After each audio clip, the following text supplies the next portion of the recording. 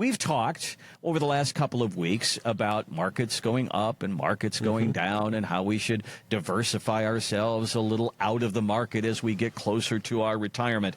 But I want to talk about that word diversification as we get going here today, because there's more than one kind of diversification. You can have money in the market. You can have 10 different mutual funds. You can have bond funds. You can do all these things. But taxes start to come into play as well when you're in your retirement years. And what I mean by that is there's 3 different kinds of money in retirement, like your 401k. That's tax-deferred money. You'll pay the taxes later.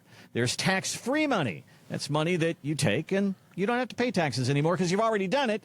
And then there's money that you put away that as you take that money out, you'll have to pay the taxes as you go, like a stock or something like that. So I wanted to ask you, that is certainly a part of what you do. Do you recommend people have all 3? Do you recommend that people get completely out of the tax wash as they get into retirement? How do you approach the topic of taxes when you talk to your clients?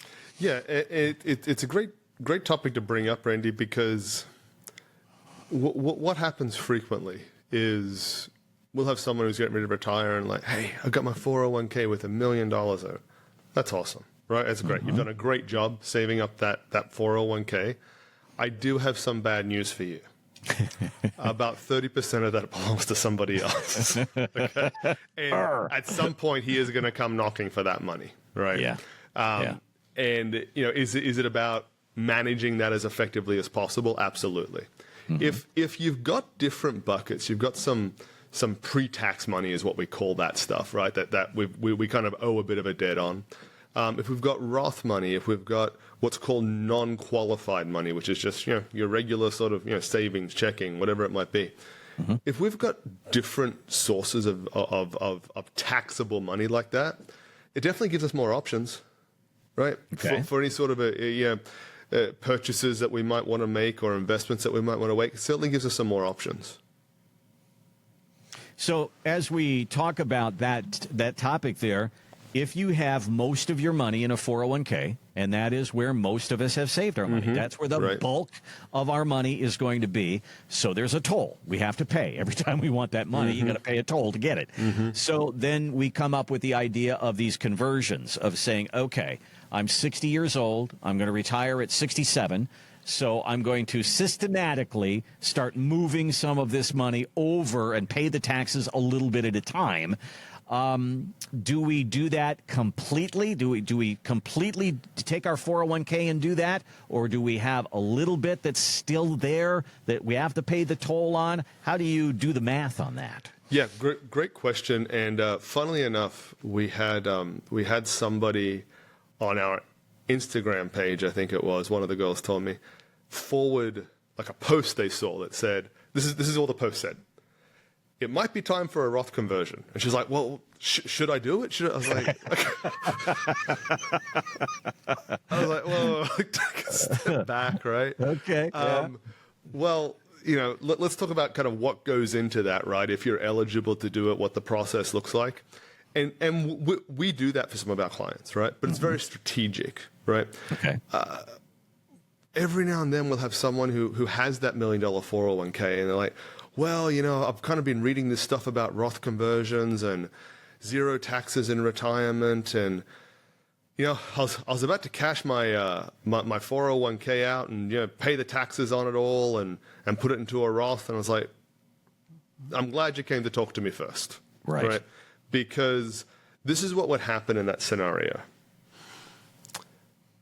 and you might not realize this until 12 months or 8 months until you get into the new tax year, right? And your tax bill comes due. If you do something like that with qualified money, you've got money that has not been taxed yet, pre-tax dollars, right? I'm going to cash my 401k out, put it all in a Roth, just pay the taxes, get the pain out of the way. The IRS that year is going to look like they're going to look at you as though you made over $1 million that year. And you will be taxed in the according brackets for that as well. It's going to be pretty painful, right? Okay. and there is a place for Roth conversions. It just has to be very strategic within your plan, because you do see these kind of notions that let's just get the pain out of the way right now, and taxes are going to go up in the future. First of all, you don't know that, right? You don't know what taxes are going to do. There's plenty of people that have done these conversions at times when the tax rate was higher than it would be right now, right? So people are going to shot themselves in the foot sometimes with that.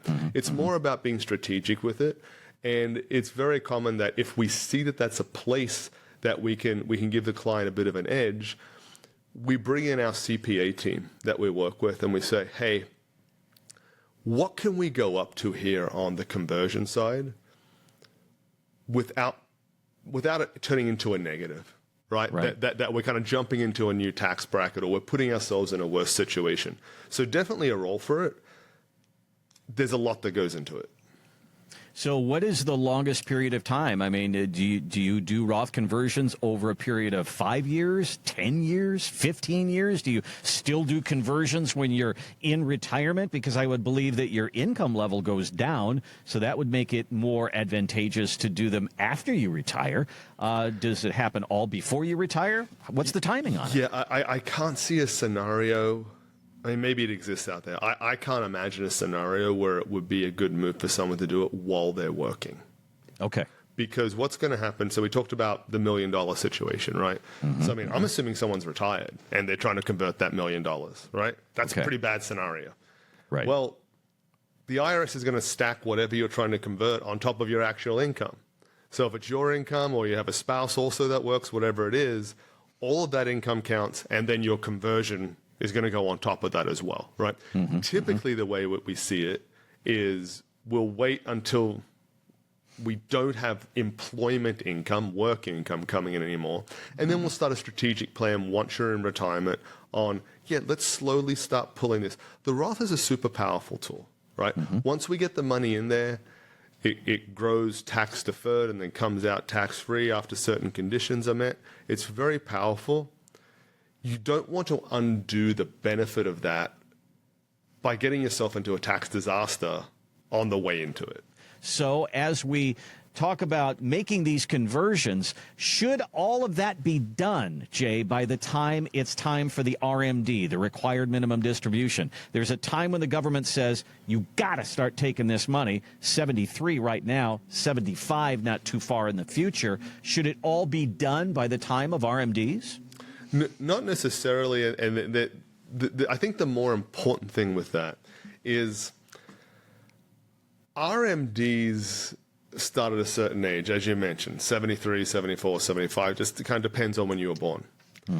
That doesn't mean you can't start your own RMD schedule ahead of time, right? And we do this for clients a lot. We have clients that, from the financial planning projection we have, they're not going to spend all their money. It's deliberate. They want to pass on a legacy or an estate or whatever it might be to their children, grandchildren. Sometimes it's an important charity to them. And they should have multiple millions left at the end of their life, which means we're going to have significant RMDs on those accumulated accounts if we don't get ahead of it. So it's not uncommon for us to start implementing a plan with somebody when they're in their mid to late 60s and say, I know you don't plan to take distributions from this. I get it. However, if we don't get ahead of this and we just keep waiting and waiting and waiting, and then at 75, you have your required minimum distribution, which is enforced essentially, you're not going to have flexibility in how you withdraw from this. The government's going to come to you and just say, hey, you got to take out $250,000, whatever it might be, right? And if we had strategically planned that out before, 7, 8, 10 years ahead of time, and we started slowly just kind of picking away at that, maybe we're taking 50,000, maybe we're taking 20,000, maybe we're taking 75,000, whatever it might be. We're slowly bringing that balance down. We're paying the tax on it. Could some of it be Roth conversion? Maybe, right? Maybe not all of it can go in there, but we've got we're draining that account that is going to have RMDs attached to it so that we're not in such a significant distribution situation down the road. It also becomes a legacy issue, doesn't it? Because if you give that 401k money to your kids, if you pass on, they now have that money, and they have a certain period of time to take that money, and that can mess them up from a tax standpoint as well, can't it? Yeah, I just had this conversation with a client a couple of days ago, and it was, well, great example, actually, she is, because she's not taking distributions from her IRA that we're taking care of for her. And she was talking about beneficiaries on it. She's like, well, I'm thinking about changing the beneficiaries up, and, maybe I'll leave this money to my spouse and this money to my children. And I said to her, I was like, hey, we might want to start looking at taking distributions ahead of time for the RMD situation that we just discussed, right? So we don't end up in an issue with that. But I explained to her as well, I said, hey, you're the boss. We're going to do whatever you want to do. Let me just offer a few suggestions, right? If we've got money that's not qualified money, which is what we've talked about before, savings, regular investments, not retirement money, essentially. Right. We can leave that to your kids. They're in a bit of a better tax situation with that, right? If there's gains in the account, the kids get something called, and when I say kids, like they're 50 years old, right? So they're not exactly children.